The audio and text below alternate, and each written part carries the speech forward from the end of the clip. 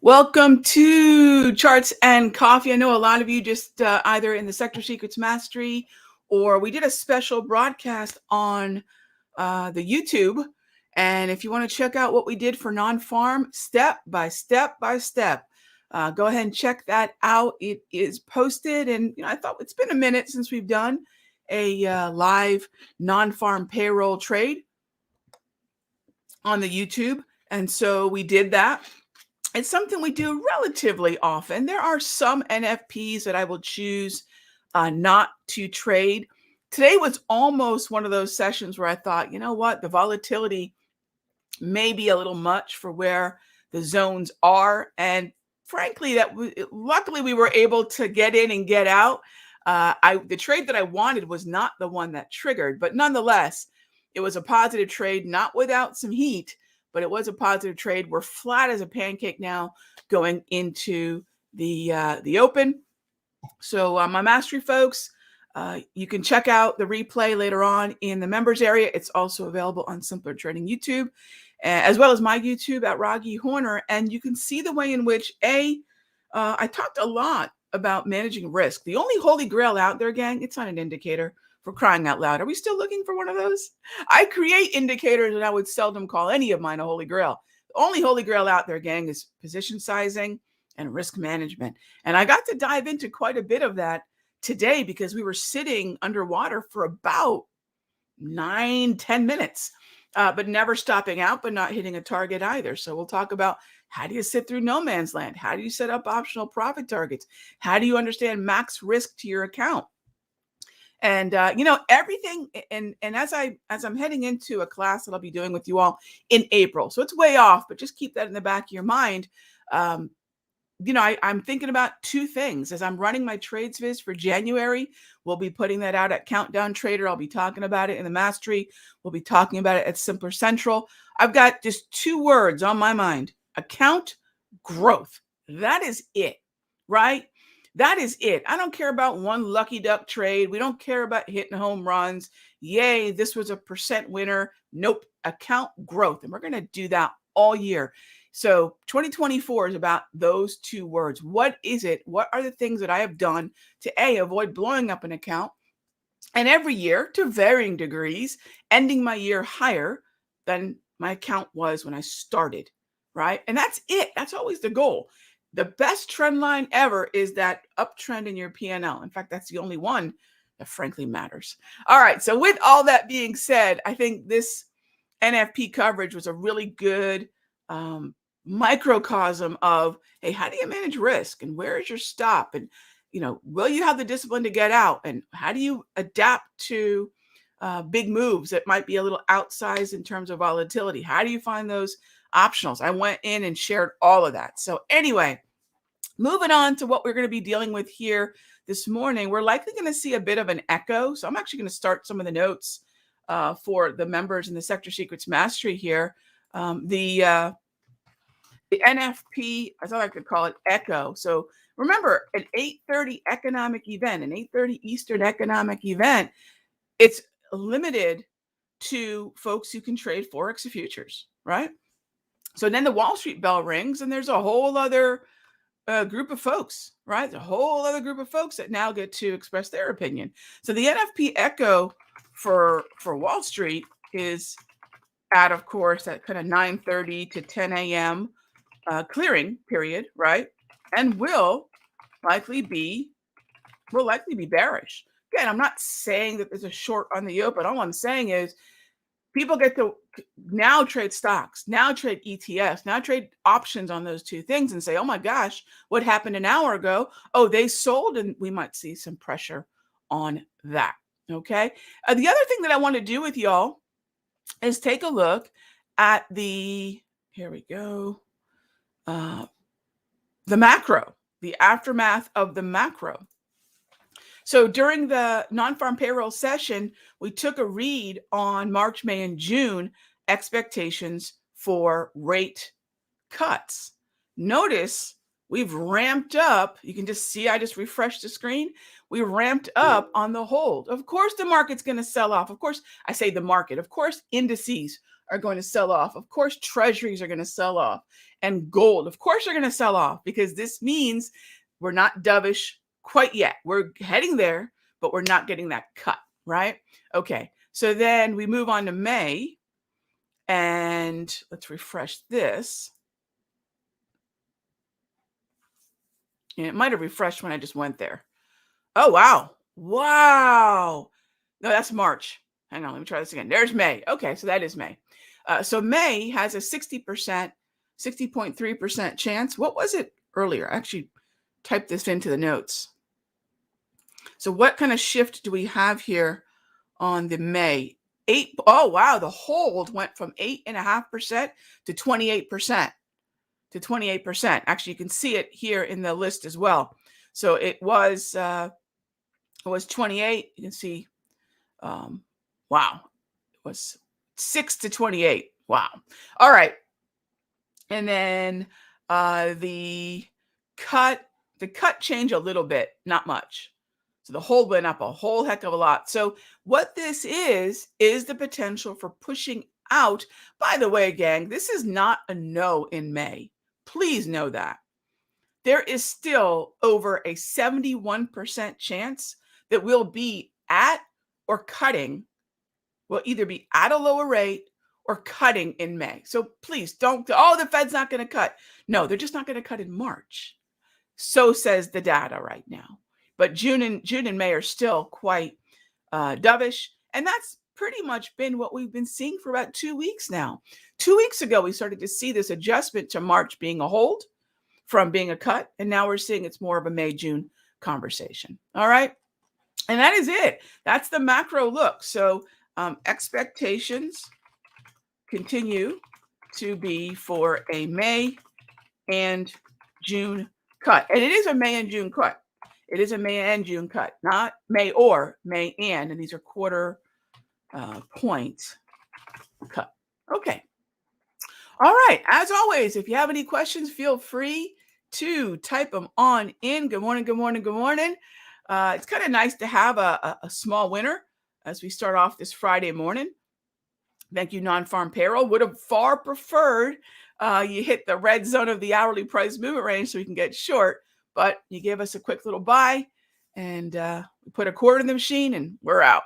All right, first up, Alex asked, not too long ago, I did not trade NFP with HPMRs. I never not trade NFP with HPMRs, Alex. It's always whether or not I trade. And I don't know if I'm just reading your question incorrectly. I will sometimes not trade non-farm payroll, right? Which is different than not trading non-farm payroll with hourly price movement ranges. I will always trade hot zones with hourly price movement ranges. Just sometimes I won't trade the hot zone. So what factors influence that decision? That's a great question, because today I was almost there. Today I was, and the main factor is if price is really close to the volatility levels, that means I may not have the shock absorption. So sometimes it's the proximity price has to my levels. So yeah, great question. But I will always trade hot zones with HPMRs. I just won't always trade hot zones. So yes, just want to make sure I got that point clear. Okay, next up. Line Watcher asked, do I think we'll trace back to yesterday's gain? Line Watcher, if you've been watching Charts and Coffee at all, I never trade what I think, and I have no idea what's going to happen today. I mean that sincerely. Gang, this is the year I want to be really, really straight up with you all. Stop asking people what they think is going to happen in the future. Newsflash, we don't know. We do not know. Right? We really don't. And I've been saying this for years, and I really hope that traders start to improve the quality of their questions. Nobody knows what's going to happen, right? All we can do, now here's how to answer that question, right? All we can do is, if there's a hypothesis, use the word think, although I hate that word, think and feel, my gosh. If I think there's a hypothesis, I'm already on shaky ground, but if there's a buy setup, and you want to get long, or if there's a short setup and you want to get short for whatever reason, it could be a gap close, or the hypothesis is we're going to retrace that giant candle from yesterday, which is a really reasonable question to ask, but I don't know. The question really is there a setup that precedes that hypothesis? That's it, gang. We trade setups. That's it. And this year, I sometimes I think, Rog, you're not doing anyone a service. You're not being straight up and frank with your viewers, your members, unless you're telling them the things that your mentors told you, which is we're not in the prediction business. Nobody knows what's going to happen tomorrow. And if there is a likelihood for a retracement, I think the first thing I do is cut that huge candle. To your point, I mean, yes, could there be a chance there's some profit taking? Sure, cut that candle in half. That's a really good level to start thinking about how far down we could go. And then ask yourself, where is my short setup that confirms that hypothesis? So fair question, but it's not going to get you where you want to go because nobody knows. And even if I said, okay, let's say I bit and said, yes, now what? Right? Now what? Honestly, gang, I'm not in any way picking on anybody. We have to improve the quality of our questions, right? So if we are looking at a short setup, what is that short setup going to be? On what time frame is that short setup? Is that short setup going to be something we take into the weekend, or is it simply just a day trade where we're looking for a retracement of yesterday's candle, which is a reasonable thing to ask, right? But what if I said, yes, we're going to retrace the gains? What if I did that? Now what? What's your entry? What's your trigger, right? What's your stop? So those are things that I hope, gang, I mean this so sincerely. I hope that we stop asking other grown adults about what they see in the future. Nobody knows, right? Would you ask me what the Super Bowl score was going to be without going, yeah, Rog really doesn't know. She's guessing. Same thing with the markets, gang. Only somehow or other, financial media has convinced other grown adults that somebody out there knows what's going to happen. Somebody kind of does. His name is Jerome Powell. Until he gives me his S&P target, I've got to just do the homework. All right. Next up is, where is the buy zone on Pulte? Ooh, so ITB XHB group would be the question. ITB XHB, right? And I'll tell you, I'd have to probably, again, look at the support. I'm trading what I see, not what I think. Overall bullishness, green grab candles, green trend. It's been a little wobbly, but overall certainly bullish in the bullish hemisphere. And I would say probably close to about 101.5, right? It's not a zone. It's really a level. Do I want to trade the 34 EMA wave? Well, actually, this is a modification of the wave. I cannot, right? The last time I could was the 24th, right? The 24th. And that was in a trend. So now that I'm not in a trend, I've got to wait for an oversold or at least a visit to that Darvis level. Okay, I am Groot. All right, cool. Next up is same question on Google. And that's on a 1 hour. Oh, okay. I'm looking at the daily. As far as the 1 hour goes on Pulte, if you're looking at Pulte on the 1 hour, it's overbought right now. I'd wait for it to become oversold, and then I'd look at around 104 and change. On Google, on the 1 hour, I actually like the daily better. Yeah, I actually like the daily better, my friend. So I like what you're looking. Some nice bullish structure. Generally bullish in the bullish hemisphere, looking for buys. I like where you're going. Google on the 1 hour, though. Google on the 1 hour, oversold. Look at the daily price movement range. I'd probably have to be somewhere in the vicinity of no higher than 139.80. All right. So there you go. Next up is, do I worry? Hey there, Barbara. Do I worry about holding over the weekend? Barbara, I actually want to always be a little worried. I always want to have a little bit of butterfly in my stomach because that means I'm respecting the risk. So am I willing to take on risk, right? That's what we do as traders. What do traders do? We take on risk, right? So I'm always going to be concerned, but to what degree, right? If my concern is so great, then I won't take the trade into the weekend. And that's usually going to be if I'm concerned about any kind of geopolitics over the weekend, which right now, fairly quiet. If I'm concerned about a very weak Friday close and I don't want to be, long into what could be a weak Sunday open and Monday session, things like that. But I'm going to always be somewhat concerned whenever I have a position that I don't have access to, right? Unless it's Forex, which the day is 5.5 days long, right? I have access to my Forex entry and exit from Sunday evening to Friday evening. But other than that, everything else is going to be closed for a short period of time. Futures aren't as bad. They're closed for 1 hour a day. Stocks are the trickiest, right? Because every day from 4 p.m. until 9:30 the next morning, there's not a darn thing I can do to exit or do anything with my position. So I'm always going to be at least aware of the risk that I'm taking on. Yeah. But under certain criteria, I'll just decide it's not worth going into the weekend. Yeah, I'll make those decisions from time to time.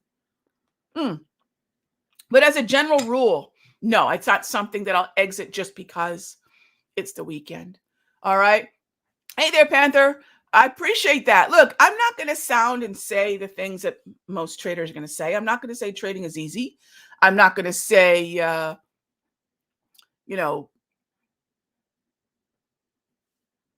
we're going to go get a picnic and there's no risk. And, I'm not going to do that. Trading is kind of hard.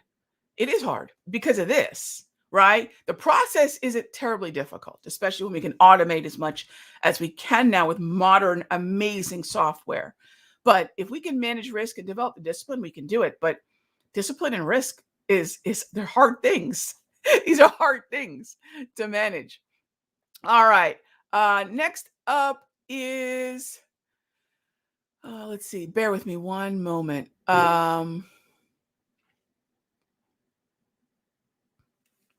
Let's see. iPod asks, why would the Fed cut if the economy is so strong? iPod, I mean this sincerely, who cares? If they're going to do it, and they're going to do it, they haven't veered us away from it. It's not as if we don't even still have a chance of a March cut. It's discounted for May and June. They have to, because the data is forcing their hand. I don't get into why questions in that regard. I don't know. I mean, I'm sure we could have a cocktail party discussion about it. And a lot of people confuse trading with that, right? I don't know, my friend. I'm just going to follow the data. That's it. That's all I can do. That's all any of us can do, gang. We just follow the data. All right. What decisions make me swing trade versus day trade? Great question, Java. Risk. Do I want risk past noon or past the close? If the answer is no, I'll day trade. Structure. Is the structure better on a 5-minute than a 1 hour or a daily? Then I'll day trade. So those are all things that ultimately, when I'm making decisions, Java, the easiest answer to that is risk, because the longer the time exposure, 1 hour and daily time frames are inherently riskier than a 5-minute, because how far could a 5-minute chart take you? A lot less than a 1 hour or a daily. So the larger the time frame, the larger the price movement, therefore potentially the larger the risk, but the larger the reward too, right? So we balance that. And the other part is structure, and probably structure is even in a tie with that, because I'm going to trade where the trends are. And if they happen to be on the 5-minute, that's where I'll go. And if they happen to be on the daily, that's where I'll go. Structure really is what is the magnet for me. If I can find an uptrending structure, that's where I'll go. All right. What are my thoughts on Meta? Oh gosh, not a clue. Richard, I don't trade earnings. Meta's releasing, what do you call it? Dividends. They're giving dividends. Zucks is paying what, 50 cents a share, something like that. Hey, I have Meta stock. I'm happy about that. But let me ask you this. This is such an important question too. Again, I by no means am here to say this is the only way to trade. What I'm here to tell you is the only thing that I can share is what I do. If it works for you, take it with you. If it doesn't, gang, I'm in that part of my career now where I don't know what switch flipped at the beginning of this year, but I start to channel a lot of my mentors. I lost one of my mentors a couple years back, And I start to channel him from time to time. And he was a blunt SOB. And I love him dearly. And it's people like that that made me great at what I do. Can I call myself great? Is that a little obnoxious? Maybe. Good? We'll start with good. I don't care what happens with Meta on earnings. I don't. What I think the easiest place to manage risk is before earnings. So imagine 4 weeks ago, Richard, you and I were sitting down having a nice sandwich over lunch. We said, hey, Rog, Meta earnings are in about 6 weeks. Or Meta earnings are in about a month. All right. Is it in an uptrend? Yeah, it's in an uptrend, Richard. Cool. What do you want to do? You know what, Rog? Let's buy the dip. I'm with you, Richard. All right. I'm going to buy the dip on the 10th. I'm going to buy the dip on the 16th, the 17th, the 22nd, the 25th, right? Maybe even, we're getting awful close to earnings now, but maybe even buy the dip on the 31st. It's an overall trend, right? We're above the 200. Communications, the XLC sector has been really strong. We have NASDAQ, XLC, Meta Strength, index sector stock. We're going to buy the dip. All right. So let's say, Richard, yesterday around, lunchtime, said, Rog, we've had a pretty nice run here. I mean, think about it. We moved about 40, 50 points. Do I want to hold over earnings? This is what I would tell myself and any trader, and this is what we talk about in the mastery. Have you scaled out and paid yourself? And you would say, of course I have. I've got a great trade on my hands. All right, how much of your position do you have left? Oh, Rog, I'm down to the last quarter, maybe the last third. Okay, cool. With that tiny position, already having realized a profit, stick with the long side of Meta. That's it. But normally I'm going to say get out. And then we'll see what happens after earnings. And I know it went straight up, but we've seen Intel go down. We've seen other stocks get just absolutely punched in the mouth. So the window before earnings is going to be more probable than the binary lottery scratch-off ticket of earnings. I don't trade earnings. And that's the way I look at it. Would I buy this morning? No way. I'll wait for another dip. Right? Okay, gang. Thank you as always for being here. Maybe this is the salty version of charts and coffee this morning. But look, someone's got to tell y'all how tough this can be, but how rewarding it is when you do it well. And there is a process behind doing it well. And it's not looking for a holy grail. It's managing risk. Is that sexy? No. Right? And it's not trading meme stocks that are flying higher. You can't make a career out of that. Right? What is it? It's kind of boring. Most great traders, and again, I'm going to take myself out of that category, but most great traders will tell you trading profitably is boring as heck. Right? Let's be the world's most boring traders. That's this girl right here. Be good to each other, gang. I'll talk to you on Sunday for Top Tier Outlook.